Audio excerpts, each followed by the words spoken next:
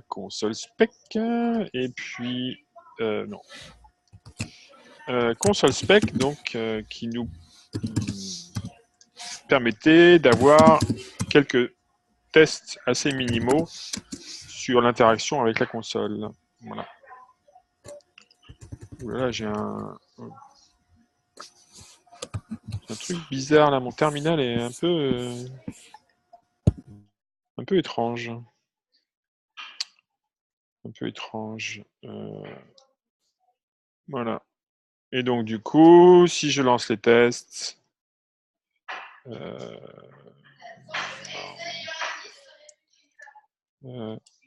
si je lance les tests, dis-je.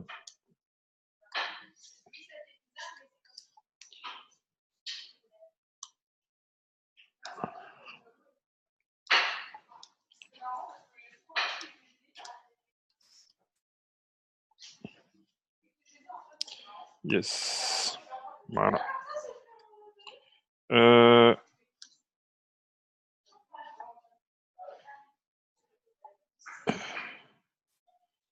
Voilà. Et donc du coup, j'arrive à ce résultat-là. Mes tests passent. Bon, bah, qui commence? Si on est en mode randori, il faut bien qu'il y en ait un qui commence et c'est pas moi. Sinon, c'est pas drôle. Pas moi.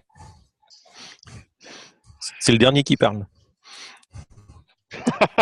Pas moi. Je veux bien laisser ma place aussi. Bon, je crois que ce sera Bernard alors. Non, moi j'ai dit pas moi. Oui, mais t'étais mute. Ah non, je me suis démuté justement. Et en plus, j'enregistre. J'ai les preuves. Bon, allez, Bernard, vas-y, lâche-toi. Mais j'étais pas la dernière fois, alors je sais même pas ce qu'il faut faire. Voilà, oui, ah ben Julien était là la dernière fois. Ouais. Allez, Julien, vas-y. T'as 7 minutes. 7 minutes. Bon. On va faire ça en round de 7 minutes. Et puis. J'ai pas trop revu ce qu'on a fait la semaine dernière, donc ça va être un peu. Qu'est-ce qu'on veut faire? Donc, alors, attends. Là, je suis. Ouais, ça marche. Donc, ce qu'on voudrait faire, c'est parser une requête SQL simple, comme interprète. Je m'excuserai, j'ai jamais fait de kata avant. Je sais pas s'il y a des choses spéciales à faire à dire. Non. It interprète, donc on va dire select 42 as an SQL statement. Non. Yes. Donc ça, c'était le but, effectivement. On s'était assigné. Et donc, qu'est-ce qu'on veut dedans? Donc, interprète select 42.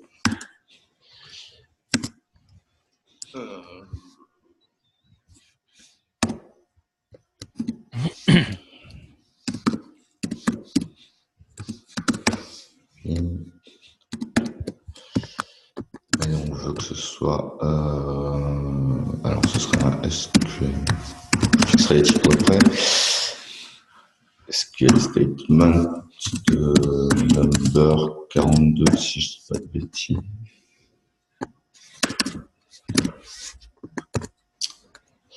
Vous êtes censé me corriger un peu en même temps en mode mob ou pas vraiment? Moi, ça me paraît bien en tout cas. Ouais, moi aussi. Ok, très bien. Merci. Oui, enfin, c'est. Du coup, je sais pas si on a des. C'est clair, il n'y a pas le select qui apparaît, mais c'est normal, j'imagine. C'est ça. C'est qu'on dit que le SQL, on sait parser que du select pour l'instant. Oui. Avec un paramètre 42, c'est ça. Okay. Ouais, c'est une bonne question. On pourrait faire ça effectivement mieux. De ce type-là. Mais ou pas, hein, en fait. Mais peut-être que c'était bien de mettre. Non, mais t'as raison, ça ressemble à ce qu'on avait fait, oui. Ouais, ça me paraît plus évolutif. Ou on aurait pu interpréter juste 42 pour l'instant aussi. Oui, en fait, je me souviens plus très bien s'il y avait eu une étape de fête. Et du coup, bon, on peut partir là-dessus. On a des vagues souvenirs de toute façon, donc ça va forcément biaiser notre démarche. On était parti sur ça, effectivement.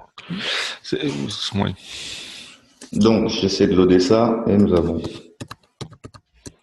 le compilo qui nous dit des trucs. Il ne connaît pas SQL Statement, il ne connaît pas Select. Il n'y en a pas de number. Et Number n'est pas dans...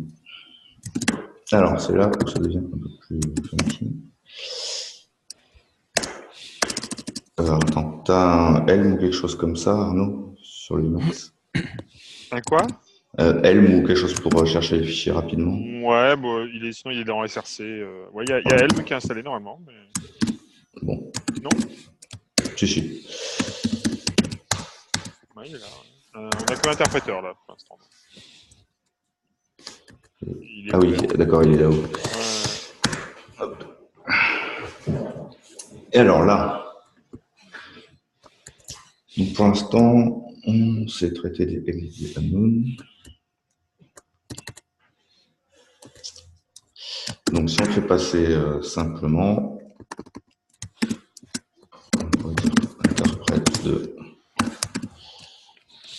select 42 select.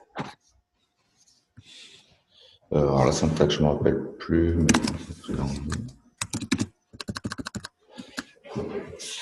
Tu avais mis SQL Statement de Select de Number 42. exact.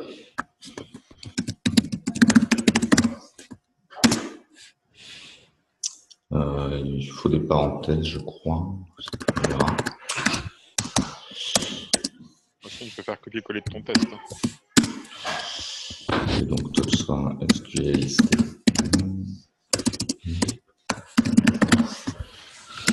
qui prendra un number. Non, qui prendra Bah si. il faut que j'arrive à caler mon select là-dedans. Un select, c'est un autre type de données. Et le number, il est censé être prédéfini? C'est quelque chose qu'on importe ou qu'on définit? Number, c'est défini de base, je crois, si je dis pas de bêtises. Non. Non? A priori, non. Oui, donc ce serait un integer dans un premier temps. Ce serait plutôt une expression en fait. Une expression. Ce serait une expression et par défaut, expression, ce serait pour l'instant integer. Quoi. Enfin, Number de integer. ouais, voilà, c'est ça. Non, tu peux être un type, puisque type c'est vraiment un alias. C'est un alias, ouais, donc c'est un data. Et on a introduit un constructeur avec number. Ouais. Number,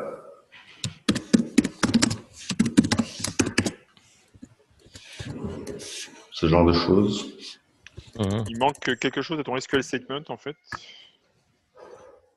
Puisqu'il faut qu'il ait un type en fait. SQL statement, tu l'utilises comme constructeur et il faut qu'il ait quelque chose dedans en fait. Ouais. Non, c'est plutôt dans ici. Ouais. Non. Non? Ah non, c'est un SQL statement que tu veux. Ouais. Voilà, je sais pas. Là ce que tu as marqué là, c'est que SQL statement, c'est un constructeur. Ouais. Mais qui pour l'instant est vide, qui n'a pas de paramètres en fait. Ouais. Et il prend du texte du coup. Non? Bah non. Il Un prend SQL un statement. SQL statement. Un SQL statement. Donc on fait SQL statement. Il prend lui-même un SQL statement. Alors, ouais. Ouais, ça c'est confusant. Oui, Ouais. grave. Ok, 7 minutes sont écoulées. Next. Involontaire? Aïe, aïe, aïe.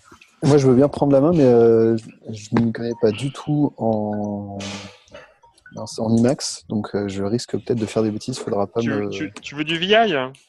Non, je suis aussi je suis à peu près autant compétent en VI qu'en Emacs, c'est-à-dire Bon, c'est pas grave, on va t'aider alors. Voilà. Allez, c'est parti. Ok, donc. Est-ce que c'est clair déjà? Est-ce que c'est clair le SQL statement de SQL statement ou pas? Non. Non. Pour moi, oui. Je pense que non en fait. Donc, en fait, je sais pas pourquoi mon écran est tout pourri. C'est le vôtre aussi ou c'est juste moi? C'est juste toi? Défini Ça va pourri, en fait. Bah, en fait, j'ai pas les bonnes lignes au bon endroit. Enfin, il me. Ah bah c'est juste toi. Ah, Juste c'est moi. Ouais, Ok, non, bon, moi- tant moi, que c'est c'est juste bien. moi, c'est pas grave.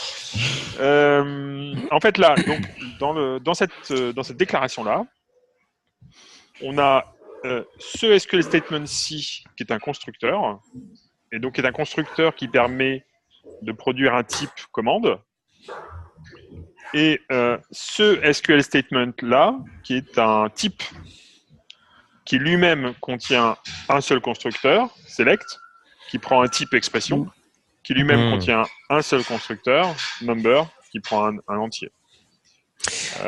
Et du coup, tu disais c'est confusant. Du coup, il y a des conventions Ouais, alors, en fait, là, de nommage. quand je dis c'est confusant, c'est que souvent, ce qu'on fait, c'est que il est assez courant d'avoir le constructeur pour un type qui a le même nom que le type, ou un des constructeurs. Par contre, effectivement, avoir le constructeur d'un type qui a le même nom qu'un autre type, c'est pas top. Donc, ce qu'on fait souvent, c'est qu'on peut faire un truc comme ça, par exemple. Tu vois.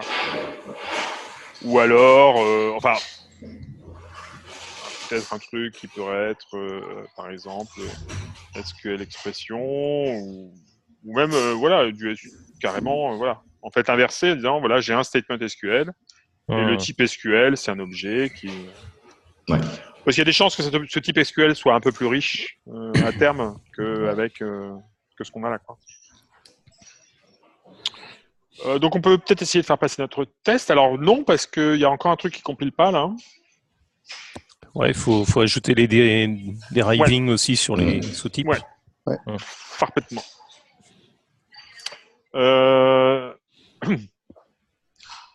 Bon, j'y vais du coup.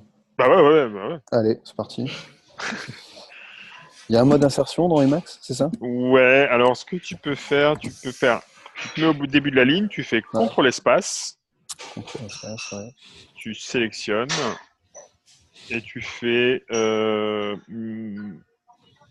Alt W, CTRL Y. Bon, voilà. Je sais. Tout ça est bien naturel. Alors sinon on peut faire ça, on peut faire d'autres trucs, on peut faire CUA mode et puis voilà. Du coup tu peux faire CTRL-C, CTRL-V. Ah, ben voilà. Cool. C'est sinon trouble musculo-squelettique supérieur. Alors, comment je fais passer les tests? Alors du coup, non, ça compile toujours pas là parce que là, on a encore un truc rouge là en bas. Oui, ok, j'y vais. Donc tant qu'on a des trucs rouges, en fait, Donc ça non, ça ne plaît pas effectivement. qui c'est qui fait du pipeau là? C'est chez moi, c'est une boîte de musique, alors il y a du pipeau. Ok, donc. Les mauvais angles diraient que t'es chez des consultants. Mais... Donc là, en fait, le problème, c'est plus un problème de précédence. Ouais. Parce que il faut mettre des parenthèses. ouais. Ouais, c'est ça. Pour que ce soit un peu plus. Et donc à la fin, pour fermer la parenthèse. Hop, oups. Allez, mon gars. Ok, super. Et donc là, tu fais. Là, il 42, manque... j'ai pas le droit. Il faut le boxer dans un number, c'est ça? Parfaitement. Parenthèse number. À la place de la parenthèse la plus large, là, on aurait pu mettre un $, par exemple, aussi. Ça marche? Oui. Ouais. Oui. Et si voire on met même des deux parenthèses, en fait. Ouais, c'est ça. Ouais. On a le droit de mettre 2 fois le dollar et il comprend. Le dollar étant pas un truc du tout magique, hein, le dollar étant juste l'opérateur d'application. On pourra regarder dans l'interpréteur en fait. Si tu retournes dans les tests, donc pour sauver, c'est CTRL-X, CTRL-S. CTRL-S. Ah non, commande X, commande S. CTRL-Alt-X, là, ouais. Ok, donc ça veut dire que là je suis sous Mac, hein, donc ça veut dire commande X, commande S. Apparemment, contrôle. oui. Non, contrôle, c'était bien. X, S. Not child. Ok, super. Et donc après, on va aller sur le test. Donc en console spec. Donc c'est Thanks. CTRL XB pour changer. Super. Et donc là, tu peux faire CTRL C, CTRL L pour le charger. Donc il va charger dans l'interpréteur et on va pouvoir l'exécuter. Ah, trop bien. Ok, donc là, Number, il est pas content parce qu'on l'a pas exporté, peut-être, sans doute. Impossible, ouais. Ah, Donc CTRL XB pour Contrôle changer de buffer. XB. Et là, je vais dans... Oups. Shit. Attends, je vais te le faire. Merci. Plus simple. Ouais. Voilà, hop. Voilà, donc tu vois, si on va tout en haut, dans les exports, effectivement, on n'a pas tous nos types en fait. Donc là, il faut rajouter les types en fait. Donc ici. Ouais, c'est pas mal de les mettre tous ensemble. Ouais. Alors ici, on voudrait, on voudrait SQL avec tous ces petits potes. On voudrait EXPR. EXPR avec tout le monde. Et j'imagine que normalement, ça doit suffire. Ouais, t'as mis EXP, t'as pas mis Ouais, t'as mis EXPR. XP. Ouais, merci. Hop, et là c'est CTRL-X, CTRL-S, c'est ça? CTRL XB. Ouais, CTRL-X, CTRL-S pour sauvegarder et après CTRL XB pour changer de buffer. Ok, et là je vais dans console spec. Ok, Et si tu recharges, normalement. ok. CTRL-X, CTRL-L, ça? Non, CTRL-C, CTRL-L. CTRL-C, CTRL-L. Et là, nickel. Ok, super. Comment ça, nickel? C'est encore rouge, là? Ça me marche pas trop. Non, c'est parce que ouais, en fait, c'est encore rouge. Attends, on va. Ah oui, on va d'accord. En bas, c'est bon. Ouais, En bas, c'est Ouais, bon. Alors en bas, attends, c'est bon. regarde, on va lui faire. Voilà, ouais d'accord. Ouais. c'est plus rouge. Ah oui, d'accord. Et donc là, pour lancer les tests, tu vas taper hspec de spec et voilà. Spec de spec. Bravo. Bravo. Nice. Respect. Bon, Super. bah on peut tourner, c'est cool. Merci. Bon. Jean. Ok.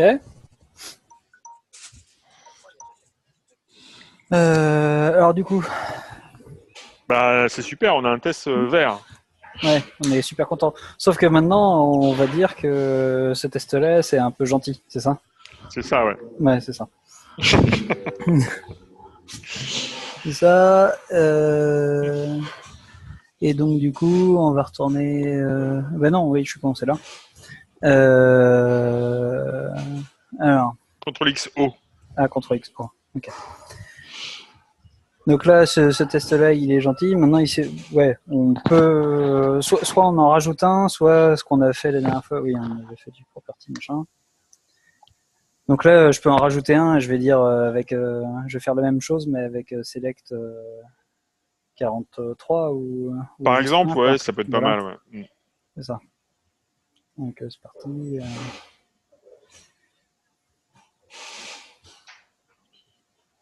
Sinon, ah oui. Ouais. Ouais, tu peux copier-coller avec CTRL-C, CTRL-V, Jean. J'ai CTRL-C, CTRL-V, c'est le bonheur. Ouais, c'est bonheur. Va chercher Bonnel. Non. Raté. Pas ça. Je suppose que c'est pas eu non plus. Ok.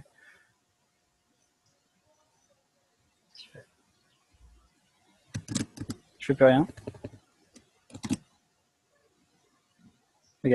Il y avait quelqu'un d'autre qui était en train de faire quelque chose ou... Non, c'est bon. Non. Ok.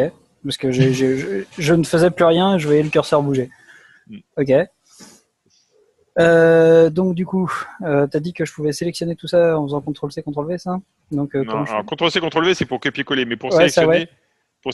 c'est CTRL espace et avec la flèche. CTRL espace, c'est ça. Et ensuite, tu peux faire CTRL-C, CTRL-V. Voilà. D'accord, c'est Ouais. ça. CTRL-C, CTRL-V.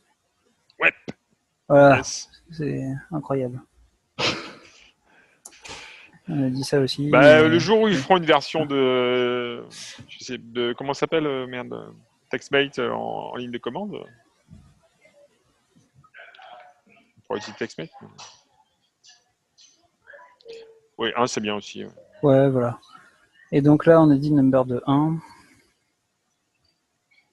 Voilà.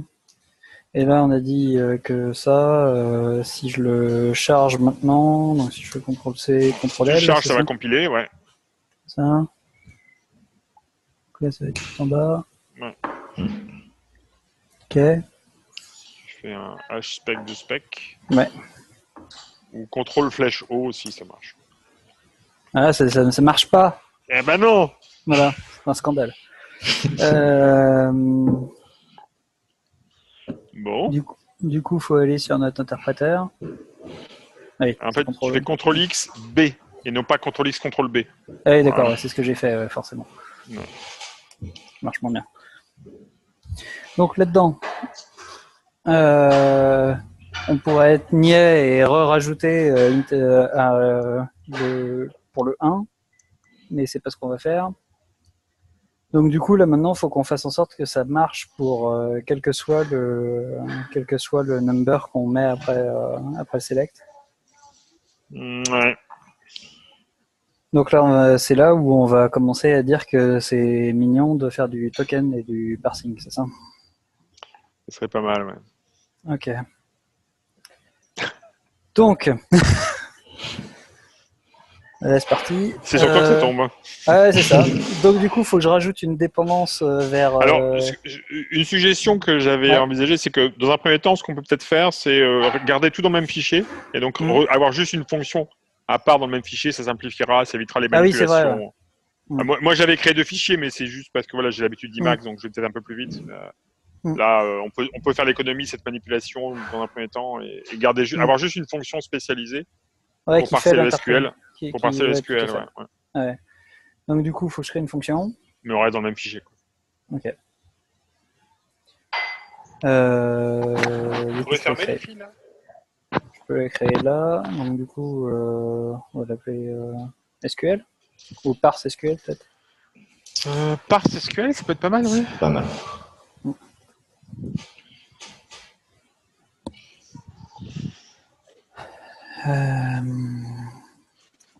Et donc ça va nous renvoyer. Alors, Ça prend du texte. Ouais, ça prend.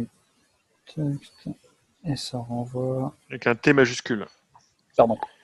Ouais, du coup, la convention, enfin, c'est même pas une convention, en fait, c'est vraiment une règle lexicale, c'est que tout ce qui commence par une majuscule C'est un type. ou un constructeur, D'accord. et tout ce qui commence par une minuscule, c'est une fonction. Et donc, c'est vraiment une distinction qui est faite lexicalement et pour des raisons historiques. Ok. Mais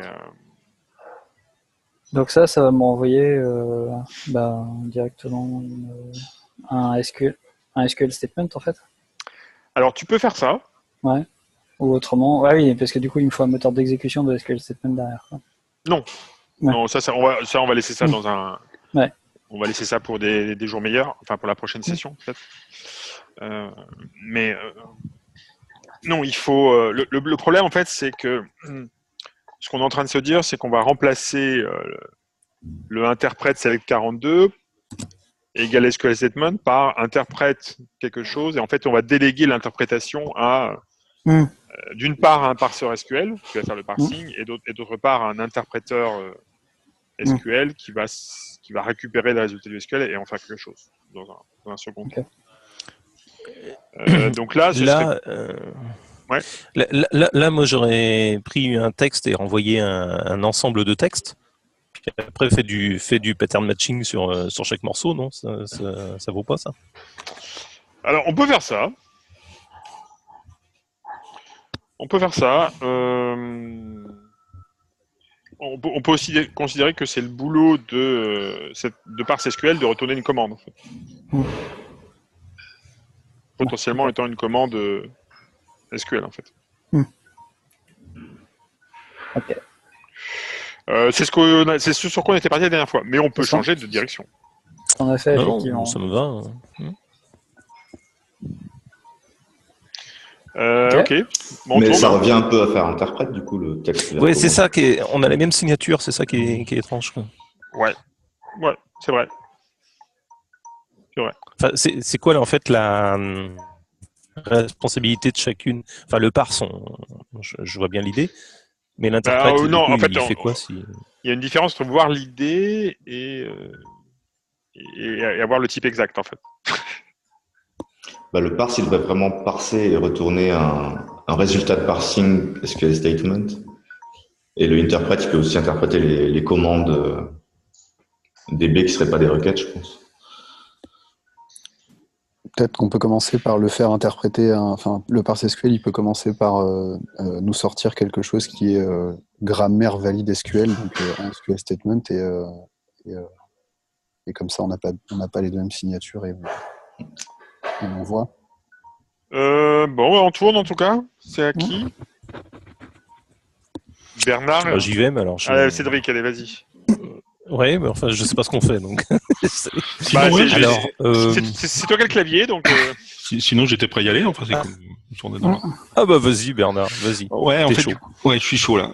En fait, j'ai l'impression que ce que fait interprète là, en vrai, tel qu'il écrit là, c'est qu'il fait parse en fait. C'est-à-dire qu'il prend effectivement un texte et une commande et enfin, typiquement, c'est ce qui se passe là, quoi. On reçoit un texte et ça sort, il a décodé finalement le select 42. Je m'attendrais qu'interprète, il prenne en entrée des commandes, en fait, et pas du texte, justement. Le résultat de l'interprète, en fait. Pardon, le résultat de parse, justement. Donc, son type d'entrée, ce soit commande, et qu'il en fasse, je sais pas quoi, des résultats de requête SQL, quoi. Donc, des tableaux de valeurs, quoi, par exemple, ou des trucs comme ça, quoi. Oui, mais il pourrait prendre texte, appeler parse, et retourner ce que tu disais des résultats d'exécution, quoi. Oui, c'est-à-dire que si ça dépend voilà, si on encapsule parse dans interprète, quoi, c'est ça. C'est vrai que moi j'aurais séparé les mettre au même niveau, quoi. C'est-à-dire qu'il y a peut-être un truc qui soit, enfin il y a un parse qui soit pipé, quoi, les deux soient pipés, qu'il y a parse qui rentre, ça sort, ça va dans interprète. Mais après oui, on pourrait faire autrement. Hein. Du coup en fait j'aurais presque renommé interprète en parse SQL et puis voilà quoi. Mais point exit, c'est pas du SQL. Ah oui. D'accord. Oui. Interprète, en fait, c'est la boucle d'interprétation du top level de C'est notre programme. Ouais, c'est ça. C'est notre REPL, en fait. C'est notre REPL, ouais. Et il a un sous-job qui, lui, comprend le SQL. En fait. Bon, ok. Bon. C'est pour ça que lui faire envoyer un SQL statement, c'était cool, parce que, a priori, parse SQL, il est débarrassé des cas d'erreur qui sont les trucs qui commencent par un point ou les choses.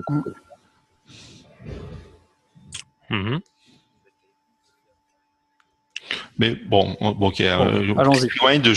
J'annule ce que j'ai dit là précédemment. Là, continuons comme c'est fait là. Mais du coup, il faut quand même qu'on sépare qu'on fasse un split, par exemple, sur les espaces, non, un truc comme ça, quand même là-dedans, non? Bah là, il faudrait là, à cet endroit-là. Ça? Non? Ouais, autrement, on se met en mode parsec, quoi. Et on parse. C'est là que je me souviens plus, justement. Là, il y a une marche, là. Parce que tokeniser, ok. Mais après, qu'est-ce qui se passe? Enfin, on a un truc. Alors, je sais pas si c'est du SQL, ce que j'écris, c'est peut-être un autre langage. Hein. Ouais. Mais 2 points égal, tokenize, quoi, toi. Enfin, non? Ou égal. Je sais pas comment ça on fait.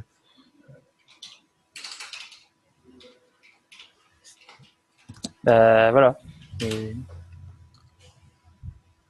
Ou plus exactement, ouais, ou après, ensuite, et là, il y aurait un pattern matching, quoi. C'est-à-dire on voudrait dire que si c'est select truc, alors, ça fait,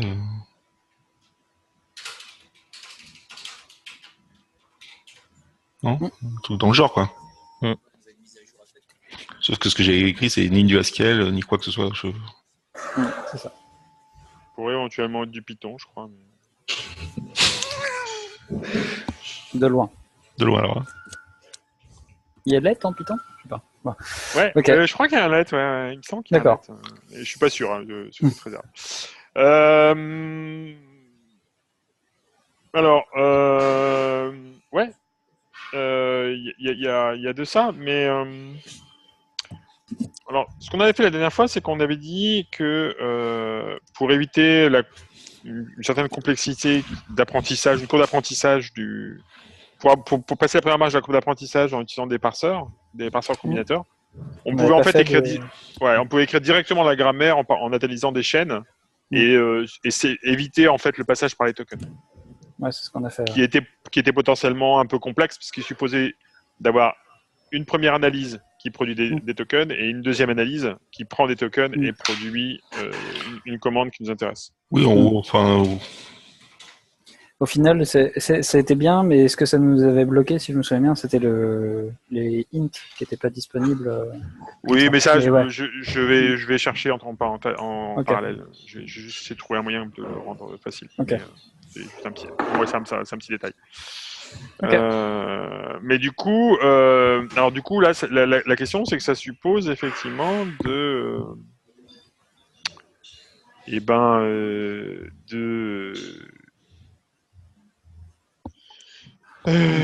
d'utiliser un parseur combinator. Voilà, c'est ça. Ouais. Donc du coup, il faut rajouter une dépense vers parsec. Voilà. Ah oui, d'accord, c'est une librairie. Ok, ouais, bah, ouais. Là, je vous laisse faire. Hein. Mais on peut faire autrement, Bernard. Hein. Parce que le truc, c'est qu'on... Voilà. Un des objectifs, c'est aussi de découvrir l'écosystème. Donc, et je trouve que les parseurs combinateurs, c'est un truc qui est relativement pratique. Donc, ouais, foncez, allons-y, feu. Mais je sais pas du tout ce que c'est, en fait, comment ça marche. Donc, Alors, il me semble que j'avais posté le lien. Tiens, voilà, hop, je fais le lien sur Hackage, comme ça, il sera dans le Slack. Hop, voilà. Donc, on a parlé de ça.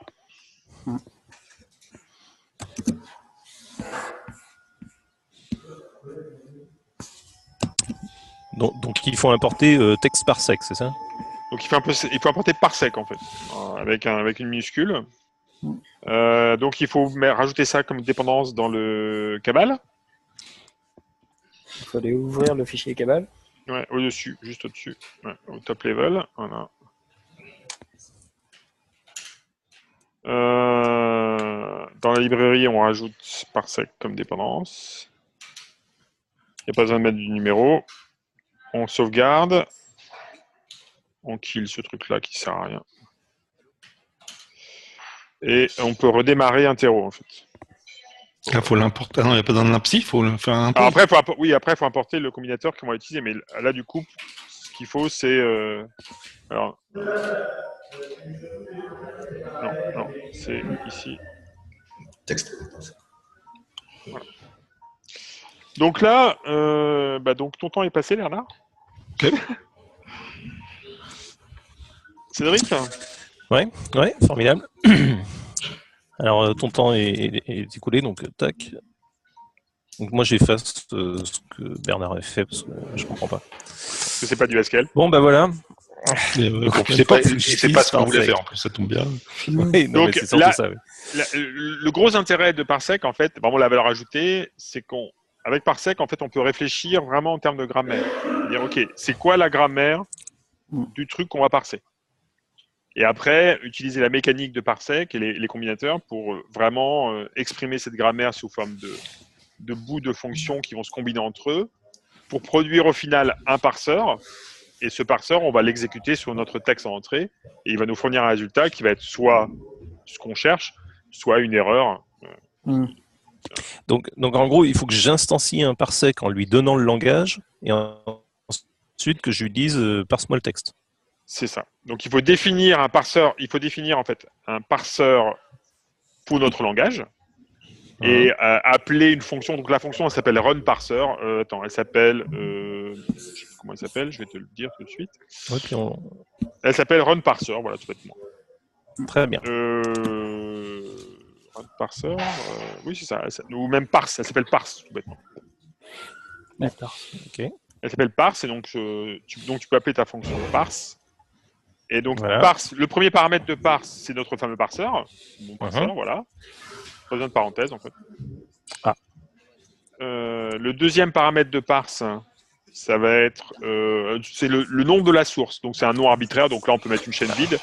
Ça sert quand on veut parser des fichiers. Donc voilà. Le troisième paramètre, c'est l'input. C'était stdin, là, c'est ça? Ah non, c'est texte. C'est le paramètre en Ah, fait. pardon. Je me souvenais qu'il y avait un. Ah, alors attends, oui, C'est texte. texte. En fait, paramètre, ouais. le stdin, je l'avais mis ici. Hmm. C'est juste pour dire qu'en fait, on part. Voilà. Mais ça n'a pas tellement d'intérêt. Voilà. Et donc ça, parse. Ben, ça marche en fait. Et si on essaie de le charger, Bah oui, mon parseur n'est pas défini, mais... Il va falloir le définir. Ouais. Ouais. alors, le définir. Ok. Donc, where? Ouais. Mon parseur. Alors. Et alors là, le constructeur, c'est parsec, j'imagine? Non? Alors non. Parce qu'en fait, Non. mon parseur, les parsecs, c'est des parseurs combinateurs monadiques. Donc ça veut dire qu'en fait, on va exprimer. Bah oui, parce que ce qui est logique, puisque le parsing est un truc séquentiel. Ouais. L'histoire des trucs monadiques, en fait, l'idée de la monade, c'est vraiment d'exprimer des séquences d'opérations. Et donc, il est assez naturel, en fait, d'exprimer un parseur comme étant monadique, parce que quand tu as une ligne de texte, tu vas parser un truc séquentiel. Et donc, tu vas parser d'abord un bout de machin, puis ensuite un bout de truc, et enfin un bout de bidule.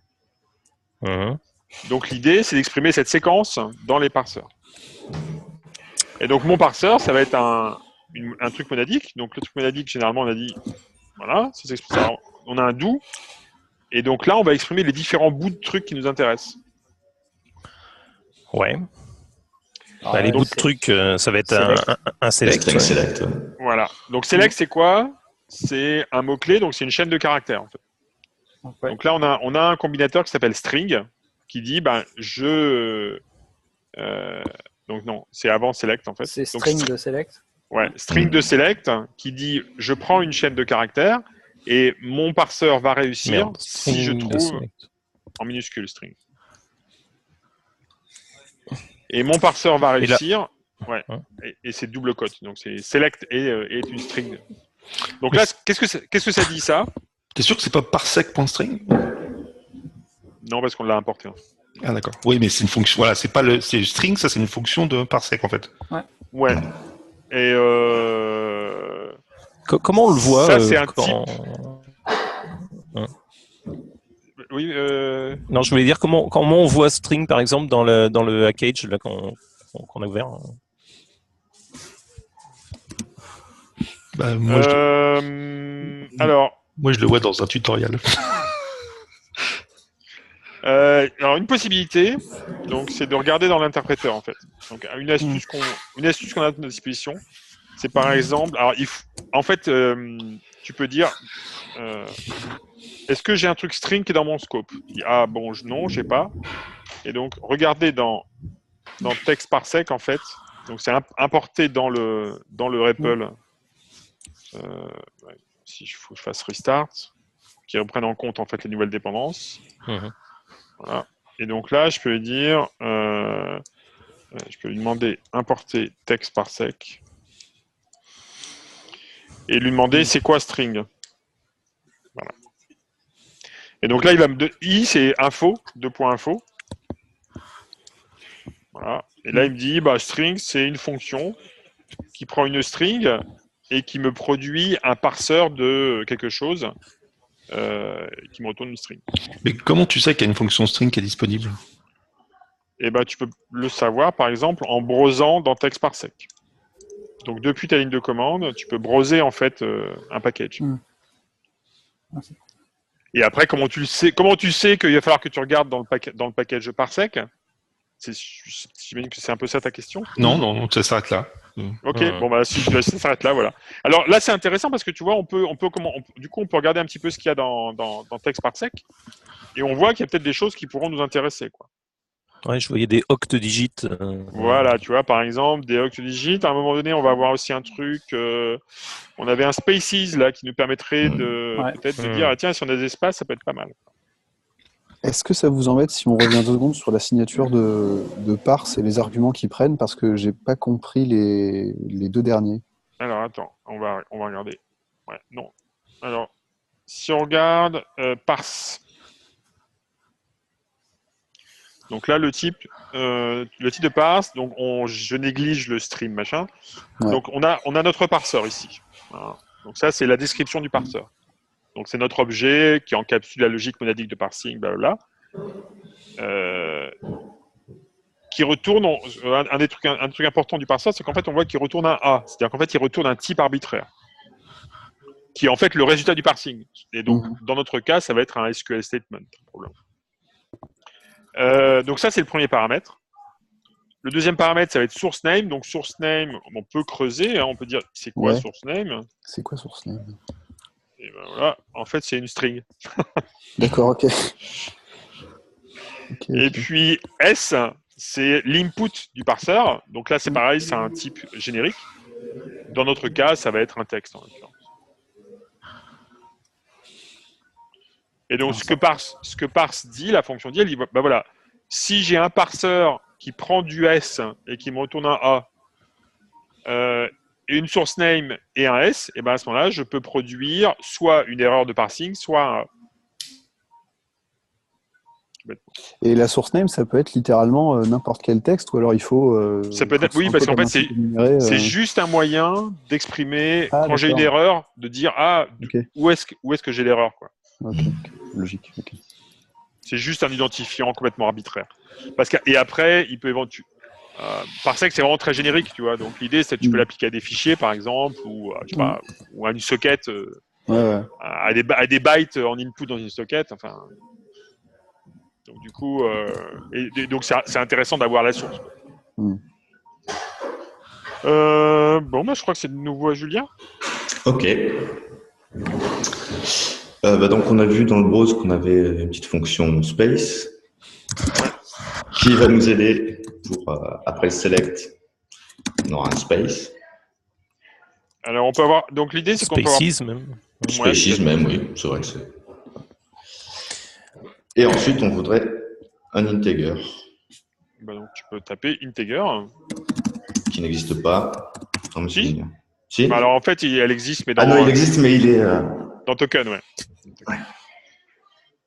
Mais c'est pas grave, on va... Si je load ça déjà... Et donc si je pige un peu les combinateurs, c'est-à-dire qu'on aurait pu dire par exemple any space et ou le remplacer par spaces, quoi. Ouais, alors la définition de spaces, c'est la même chose que many one space. Ok. Voilà. Et donc les combinateurs, en fait, un combinateur va... Pardon, ouais. Non. Bah, pour l'instant, on n'en a pas besoin. T'as qu'un nombre. Ouais. C'est pas des digits. Ouais, c'est pas des digits. Ouais. Exactement. Alors, donc ça, c'est pas mal. Du coup, si je reviens sur mes specs... Est-ce que ça compile, là Voilà, attends. Essayons de compiler. Parce qu'à mon avis, ça compile pas. Bah, j'ai essayé, ouais, on peut être sur ça qui nous dit tac par zéro. Ligne 38. Donc si tu te mets sur le texte là, tu peux sauter normalement. Bon, pas.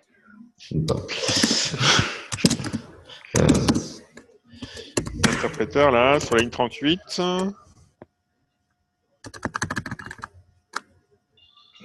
Par zéro. Pourquoi? Il y avait un à côté du off. Bon. Alors donc si on recharge maintenant. Alors il dit quoi? Integer, il connaît pas. Oui, il y a plusieurs erreurs en fait. Il y a 45 aussi, quoi. Alors, tiens, on va regarder les erreurs. Donc qu'est-ce qu'il dit? Il dit. Alors celui-là est déjà intéressant. Il dit attention, ma fonction.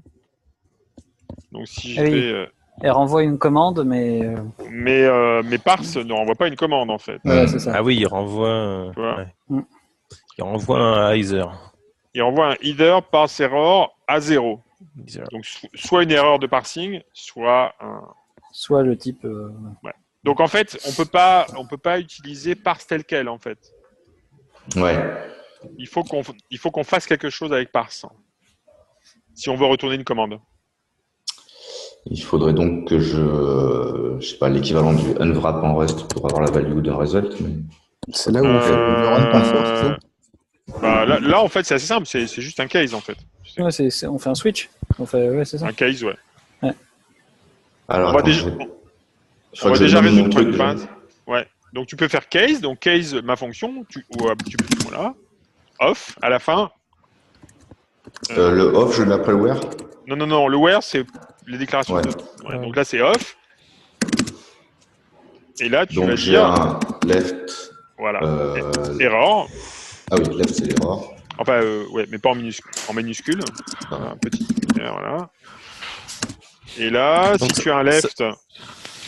Ouais.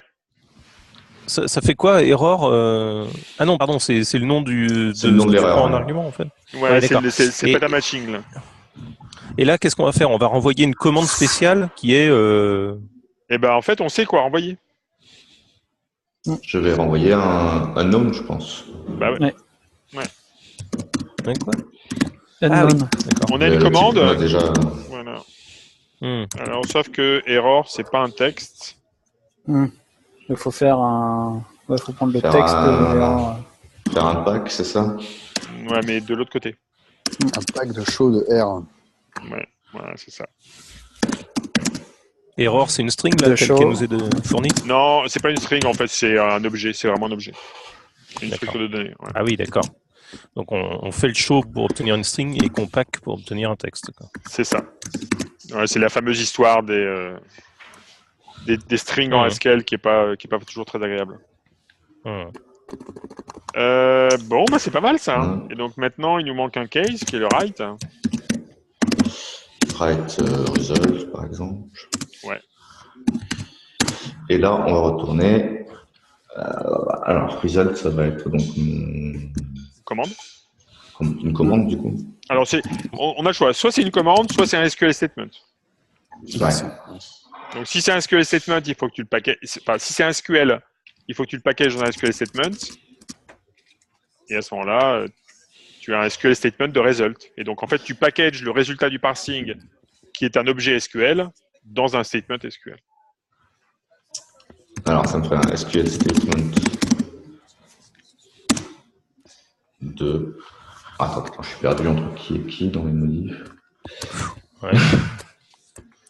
SQL, donc, c'est ma select expression. Et SQL statement, c'est le rappel. Le result, du coup. Le select de result, non? Bah, Alors, moi, j'aurais même... Non.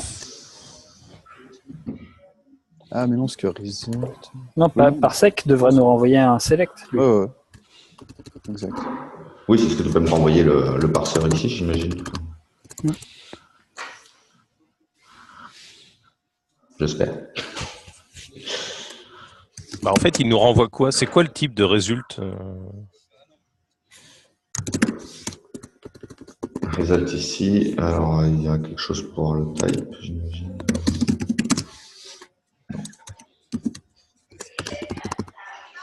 Underscore. Faut faire quoi? Voir, Pour avoir le type de résulte. Non, alors, en fait, regarde. Ouais. Non, ça marche pas. non. En fait, Vas-y. donc si tu fais ça, result, en fait, là, ce qu'il te dit, il te dit quoi? En fait, le type du result, tu le connais. Puisque le seul et unique truc qui peut aller dans un SQL statement, c'est un SQL. Ouais. Donc ça veut dire qu'ici, le seul problème, ça, ce truc-là, il marche. Hein. Le seul problème qui reste, c'est le integer. Ok.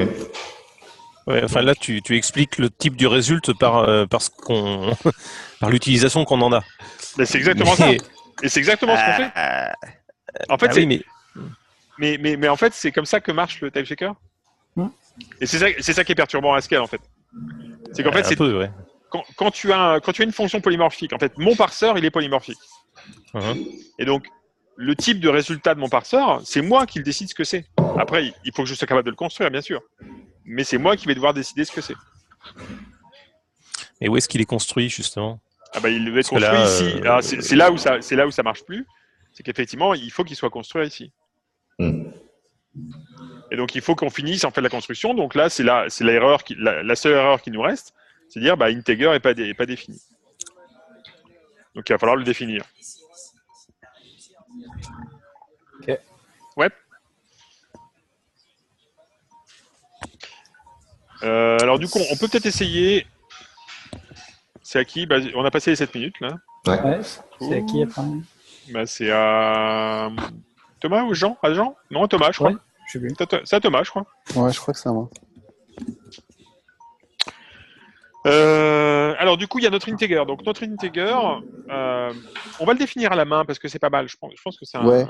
c'est un bon D'accord. exercice. Ouais, Un bon moi aussi. exercice de faire. Même si on a le combinateur. Donc integer, on est d'accord, c'est quoi? Qu'est-ce que ça doit être? Alors, Des c'est digi- une question. Des digits consécutifs. Non, mais réfléchissons en termes de type. En Ah. fait. En fait- Integer, ouais, c'est un combinateur qui lit du caractère et Je vais donner un petit truc qui peut être pas mal. C'est ici, en fait, pour que ça Ouais. compile, on peut dire ça. On peut faire un truc du genre, voilà. C'est ça. Bon, là, ça compile toujours pas.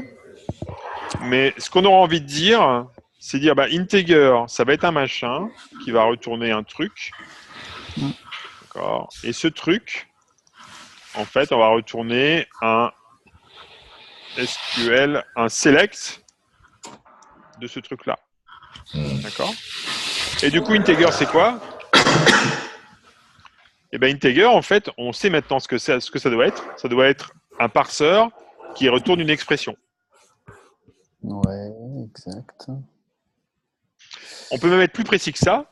On Bah, peut dire, bah tiens, on dit, hop, voilà ce que je vais retourner, puisque je sais que de toute façon, j'ai que des nombres. Et donc là, integer, ça doit être un parseur qui retourne un int. Ouais, effectivement. Donc en fait, ce que je voulais montrer, c'est l'idée que c'est en fixant le type, Mhm. tu forces en fait les fonctions polymorphes à adopter une certaine structure. Et en fait, ça t'explicite un petit peu ce que tu dois faire. C'est l'idée aussi d'utiliser le underscore, c'est de te guider dans ton code. Mais pour te guider, il faut que toi tu sois aussi assez explicite dans ce que tu demandes, quoi. Toujours Donc pareil. underscore, ça veut dire pas défini, hein. Pas défini pour l'instant. C'est un hall. Ouais, ok, c'est un rôle. Ok.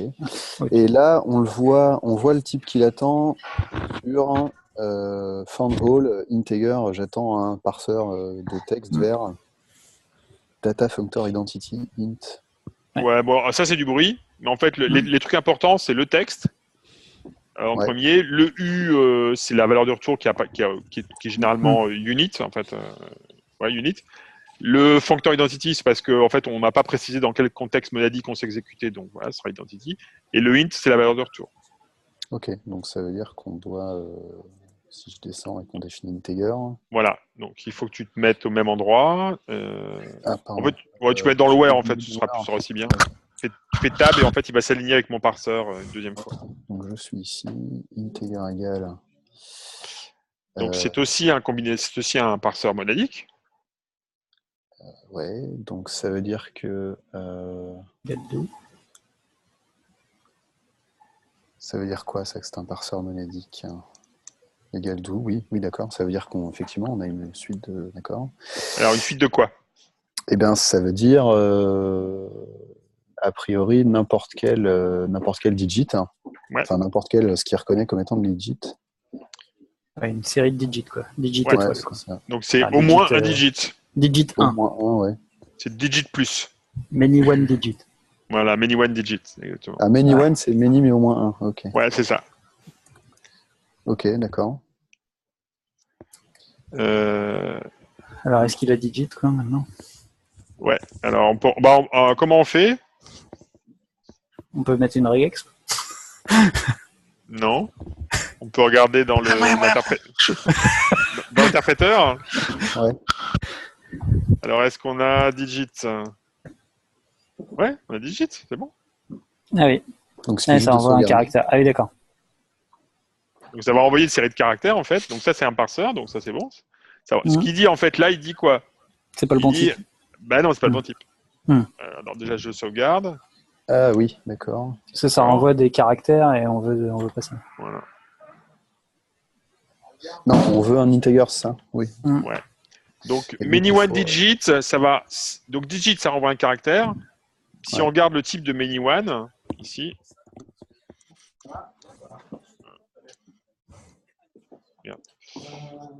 Si on regarde le type de many-one, disais-je, toujours pareil, hein, many-one, ça renvoie une liste de quelque chose. Et donc là, ça va nous renvoyer une liste de caractères. Ouais. Donc il n'y a plus qu'à parser ça en entier. Ouais. Et donc pour ça, on a une fonction qui s'appelle read, qui permet de transformer une liste de caractères en entier. D'accord, j'allais chercher la signature sur Google. Elle s'appelle comment la fonction ? Read. Ok. Mais read, c'est une fonction générique en fait. Donc read de ça. Ok. CTRL X, CTRL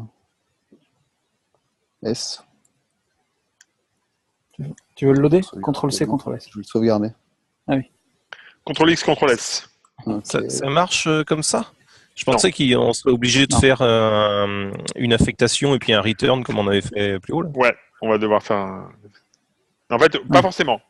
Donc là, ça marche pas. Alors si on regarde, qu'est-ce qu'il nous dit ? Il nous dit, ben non, parce qu'en fait, tu essayes de couldn't match parseur d'une liste de car avec une liste de car. Parce qu'en fait, read, exact.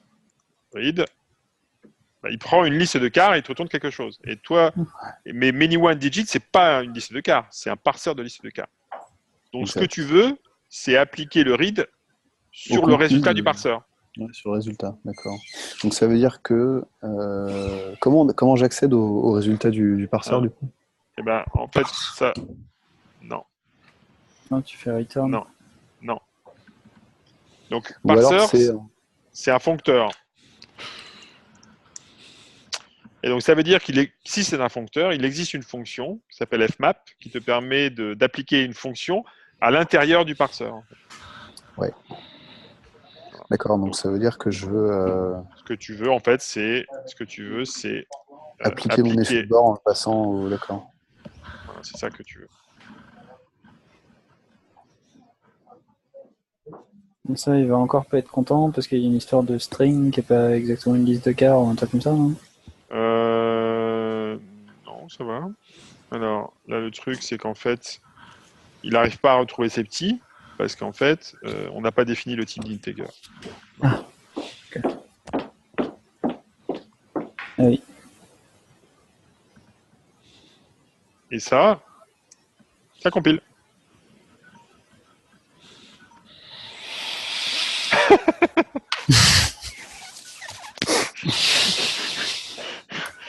Et on peut faire l'économie du do, en fait. Ouais. Fmap read. Ok. Alors, du coup, est-ce que nos tests passent ? Ben, on peut essayer. une question. Bah, allons-y. Essayons de les faire passer. Alors, comment est-ce que je me rends dans la fenêtre du bas ? CTRL X, B. Mais pas CTRL X, CTRL B. Non, ça fait CTRL X, CTRL B. CTRL X, B. Ok. Voilà. Super. Et là, tu peux choisir ton console spec. Yes. La CTRL C, CTRL C, CTRL L pour le charger. Voilà. Et là, HSpec, spec pour l'exécuter. Ouf. Not got unknown select 1. Donc ça veut dire que non, le parseur ne fonctionne pas. C'est peut-être en fait, que dans l'interpréteur, on n'a toujours pas câblé ça bien sur le parseur. Bah ouais. Bon, bah c'est à toi, Jean, de le faire alors. Ça tombe bien. Et puis on s'arrêtera là, je pense. Ok. Donc du coup... Notre parse SQL n'est jamais appelée en fait. C'est ça. Donc ici, en fait, ce qu'on dit, c'est quand on a du... Alors là, ce qu'on va dire, c'est que quand on a n'importe quoi, on appelle... On va appeler, en fait... Quand c'est .exit, on appelle exit, et là, on appelle .sql, en fait, quoi que ce soit. Enfin, parse SQL, Parse SQL. Donc là, alors, du coup, les deux pattern match sont redondants, non ? Alors, n'importe quel string. Ouais, celui du dessous va être redondant en fait. Ouais, c'est ça. Mais celui du dessous, effectivement. Le dernier, mais de toute façon, il va te le dire en fait. Alors, c'est SQL de S. Ouais, t'as pas besoin de parenthèses. Ah, pardon. D'habitude. Ouais. Et là, effectivement, il me dit non, je suis pas content. Ouais. overlap pattern matching. Overlapping patterns. Donc si tu l'enlèves. Tac. Voilà. Et là, du coup, CTRL X, CTRL S, c'est ça. Et maintenant. CTRL X, B. Et on va dans les tests. Ouais. Et là, CTRL X, CTRL L, c'est ça. CTRL C, CTRL L. Ah, CTRL C, CTRL L, pardon. Attends. Ouais, parce que j'ai tout pété, du coup. Ouais. Voilà. Et donc là, spec, Pardon. Ah, pardon. Je t'ai rendu d'erreur. Non, c'est moi. Tac. On a quand même un truc qui marche pas. Bah oui. Ouais, parce qu'en fait, notre interpréteur de unknown, bah, tu vois, en fait, c'est le texte. C'est le texte. Oui, forcément. Effectivement. Donc là, on a plusieurs possibilités. Soit on copie-colle le texte de l'erreur, qui est en première approximation une bonne idée, parce que du coup, comme ça, on connaîtra le résultat. Après, ce que j'avais fait la dernière fois, c'est que j'avais utilisé une assertion qui était différente, qui permettait simplement de connaître le constructeur, de faire un sélecteur sur le constructeur sans se préoccuper de ce qu'il y avait dedans. D'accord. Ce qui simplifiait le pattern match, puisqu'en fait, ça évitait de devoir être couplé au texte de l'erreur exacte. Oui, c'est ça. Ce qui présente assez peu d'intérêt. Bah, comme vous voulez, là, du coup. Bon, on va faire un copier-coller, comme ça on aura un test vert et on finira sur une barre verte. Et on sera content. Ouais. Tac.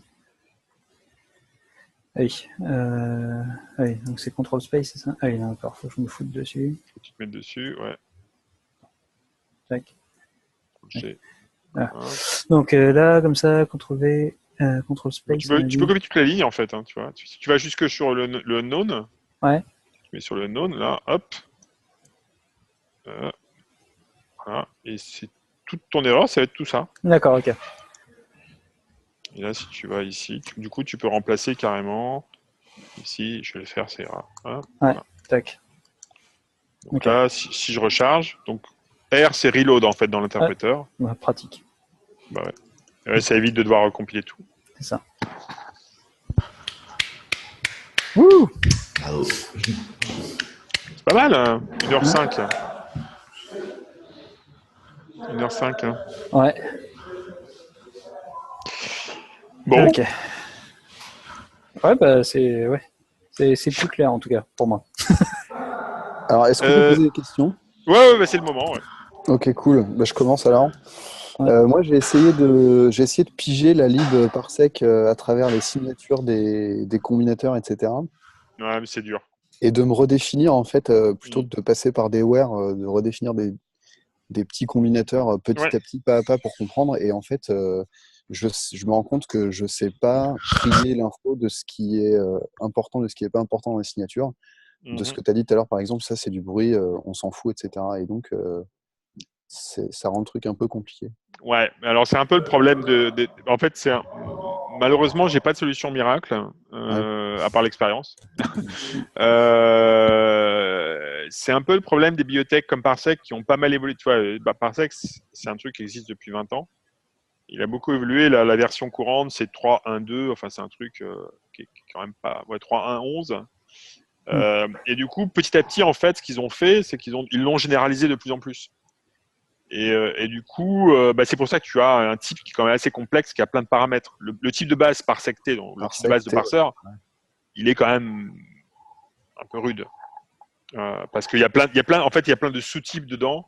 Enfin, il y a plein de paramètres de type qui vont permettre de faire en sorte que tu vas pouvoir l'appliquer de manière la plus générale possible. En l'occurrence, tu vas pouvoir dire, je vais appliquer mon parseur, je vais pouvoir utiliser la même mécanique pour parser des bytes, des caractères, des fluid tokens.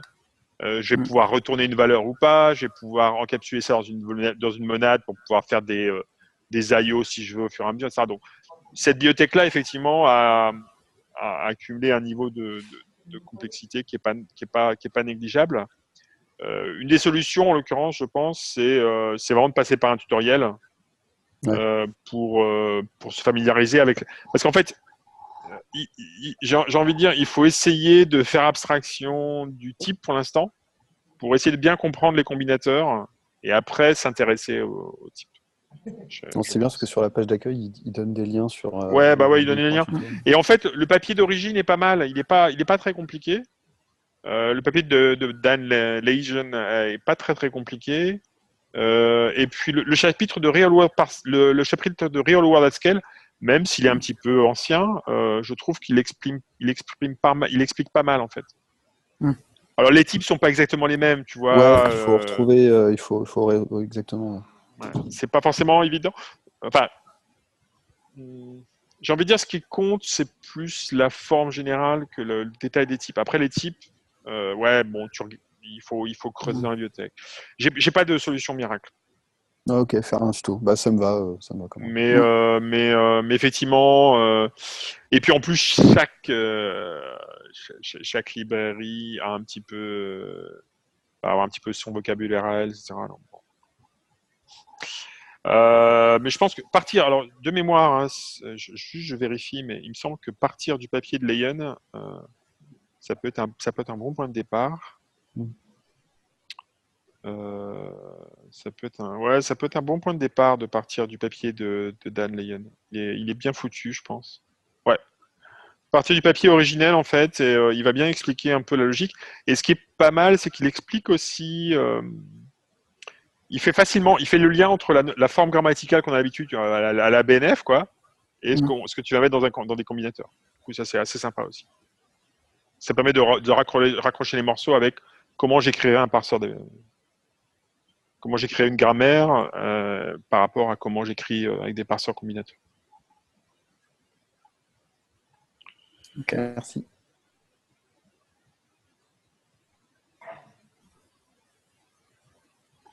D'autres questions? Remarques sur le format? Est-ce que c'est mieux en Randori, mieux en kata? Est-ce que c'est bien de faire une fois kata, une fois Randori? Moi, j'ai bien aimé le Randori. Ouais, moi aussi. Ouais. Enfin, je me suis galéré avec Emacs, mais j'ai bien aimé le Randori. Ah, c'est sûr que c'est plus dynamique. Hein.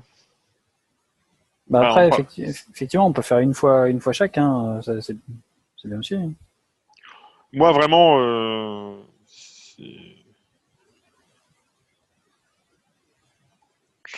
j'ai pas de. C'est vraiment. C'est un peu vous qui me dites, quoi. Okay. Ah, voilà. Non, c'est vraiment ça. C'est du on demand. Moi, j'ai pas de. Je trouve le Randori très bien personnellement, et c'est ce que je préfère faire en dojo en général. Maintenant, s'il y a une volonté ou une envie de peut-être, tu vois, d'avancer un peu plus vite pour pouvoir exposer plus de complexes d'un coup, avoir le temps de travailler un peu chez soi, et puis de le faire soi-même, et puis de le refaire en Randori tous ensemble à un moment donné, ça peut être une bonne formule aussi. Mais franchement, moi, ça me pose aucun problème si on dit, bah ouais, donc finalement, non, le Randori, c'est vraiment cool, et c'est plus sympa parce qu'on participe, et puis finalement, on apprend autant, ou même mieux en faisant, ça me va très bien. Mais c'est vraiment à vous de me guider là-dessus. Bernard, tu avais des remarques particulières ou non, sans plus? Non, j'ai pas de remarques. Ok, bon. Je vais juste commiter ça. Et puis, je vais mettre un petit tag qui va bien.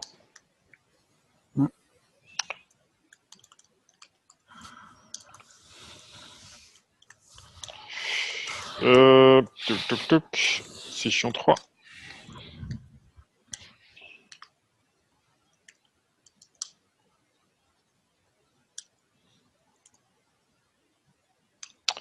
Ok.